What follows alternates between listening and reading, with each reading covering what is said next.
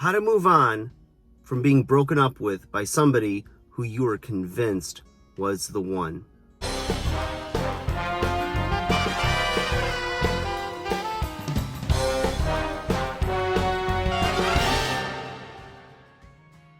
Hey guys, welcome back to 5-0-100-0.com. I am Fugit. That stands for the fittest underdog guru using intelligent tactics. Today, guys, I want to talk to you about situations in life when you're with somebody who you're convinced is the one. Everyone around you is convinced that you two are perfect together. Your lives seem to complement each other, and everything's going really well. You're not looking elsewhere. You just think like, this is it. This is the holy grail, right? You found the one. They're better than anybody you've ever dated. They make you the happiest. They like you for you. Like that 90s song, "She likes me for me," or something like that. I have selective memory. It selects when it wants to work. So it's really tough. It's really hard. And, sometimes it comes out of left field and, you just don't know what the heck's going on. It's like there's just that hole in the pit of your stomach and it just gnaws and it aches and it hurts and it burns and you cry at random times and you have all kinds of, sleep issues, digestive issues, emotional issues, because you're just like, where am I going to go from here? I lost the one. And, it takes a lot of time generally. And the thing is, you got to think about this, okay? It might have been the right one, okay? But maybe it wasn't the right time. Now, what I mean is maybe you weren't ready to have somebody in your life like this person. And especially if this person has decided to end the relationship. And more painstakingly, they've moved on and found somebody that they feel is better for them. Now, everybody makes mistakes in relationships, so only you know your story. It could have been you didn't value them enough, you didn't show them enough attention, you didn't learn their love language and exactly what makes them happy. Maybe you were selfish. There's all kinds of different things. That could be the reason, and you probably have, or if you're just going through this now, will torture yourself endlessly by jumping through mental gymnastics in your head, mental hoops, trying to figure out what went wrong, can I still save it, what am I going to do? You're in this panic mode, a fear of the loss, of being alone, that there's nobody in the world but this person for you. But the truth of the matter is, there's all types of people in the world that could be a compatibility match. And in a lot of cases, depending on where you are in your life, and your own emotional, personal development might actually make you happier than this person did in this season. So if you're an older person watching this and you've been through heartache, you've been through love and loss, being broken up with, being cheated on, etc., if you found love, that at the time it felt like that was the only person for you. And you've got rose-colored glasses on and you see them as, flawless in a sense. And the truth is, you're going to find somebody else. You're going to find somebody better. And how do you measure better, right? Well, one, the relationship lasts. It's mutually agreed upon that you want to stay in the relationship and stay together. And, when I met my girlfriend, who I've now been with for over a year and a half, I thought, if I'd met this woman even 6 months, a year, 2 years prior to when I did, I don't think I would have been ready for her. She said the same thing to me. We felt like when we met, and in this time that we've had together, we've both become better people because of the presence of each other in our lives. And we're at a place in our lives where, we're emotionally secure. We're on our career paths. We've had children, and, we've gone through the pain of divorce, and you grow through all of that. As painful as it is, you grow through it, and it makes you, if you choose to, a better person.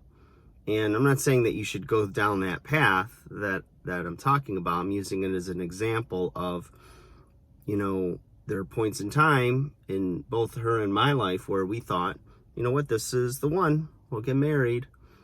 And it's based on where you are in your life, maturity wise, maybe where you are in your career, and all kinds of factors. Sometimes, geographical.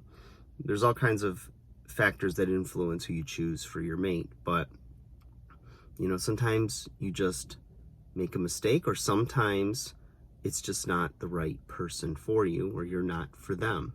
So, consider that what you want to bring to the table is the best version of you. And it's the easiest thing for me to say, but I went through it, and I know it's one of the hardest things to do, is to learn to stand on your own 2 feet. Stand strong, be emotionally mature, secure. You need a lot of personal growth, a lot of self-exploration, and figure out exactly who you are, what you want in your life. And yes, I know that as you grow and mature and there's seasons of life, what you want will change. So it's not like you can make a list of everything that you absolutely want in your life, and then that's going to be your hard and fast list of what you're looking for, and cutting off all other options. But there's a combination of what's on paper, logic, as well as like what's in your heart, because your heart ultimately decides. You can meet people, and I have friends that have done this. They've met somebody that everything checked the list on paper, but it missed this feeling. I went on a date with a girl that I went to high school with, and I didn't even know that she had a crush on me. And I just thought, she's a cute girl.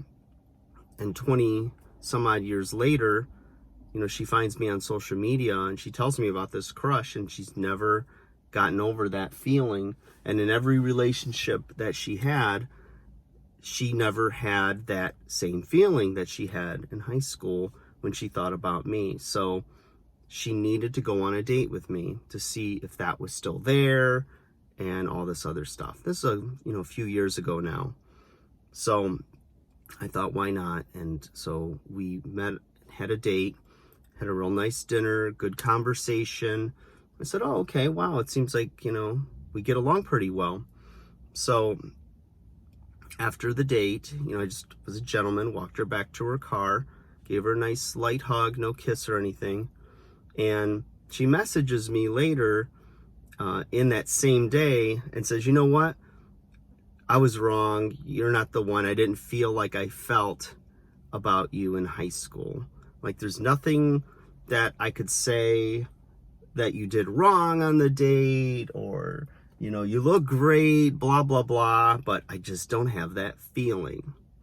And it's like, the feeling is one thing, but the fact that over the course of 2 decades, she didn't have that feeling with anybody, it's really puzzling. So, that's a whole nother can of worms to open up her issue, and what she needs to feel that for herself, whether it was something internal that she was projecting and looking for externally, or maybe she just hasn't met the one. So it's a crazy world, right? And we're just living in it. But anyways, I just thought I'd touch on that, you guys. It's when you have been broken up with and somebody leaves you, somebody betrays you, whatever it is, there's a lot of factors that go in. And when you feel like they were the one, it can be devastating. And you can't, I'll end with a story here. When I was a kid, there was a guy next door, Tony. He was an older man in his early 70s. And I didn't get it. I thought everybody, as a kid, I was not even 10 years old. Everybody had a mom, dad, and there were kids, or there were grandparents, with and their kids were gone, whatever it was. But I just had this ideal that's just what people do. That's what adults do, right? It's adulting. And I always wondered why he was alone. So one day, kids have no sense of, boundaries or self-awareness and what's appropriate. So I just blurted out and asked him, I was like, Tony, why are you alone? Why don't you have a wife? And he goes, I do have a sweetheart and a soulmate, and she was my high school sweetheart. But after we graduated, I went off to the military, and she stayed here, and she got married to another guy while I was away at war.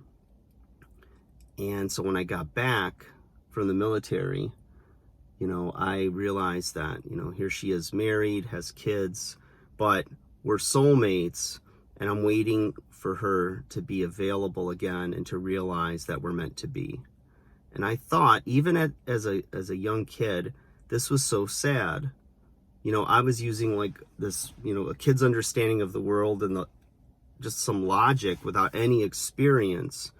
Like, this is really not good. This is really sad. His whole life his young years are over. And what did he miss out on by waiting for the one? That wasn't the one, because she would have been in his life.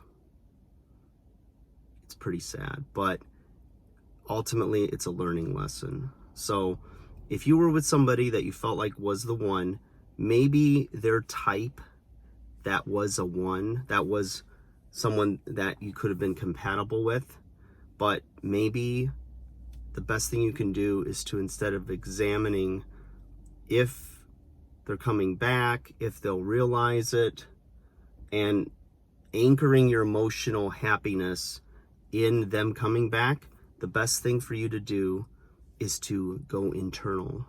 Search your heart.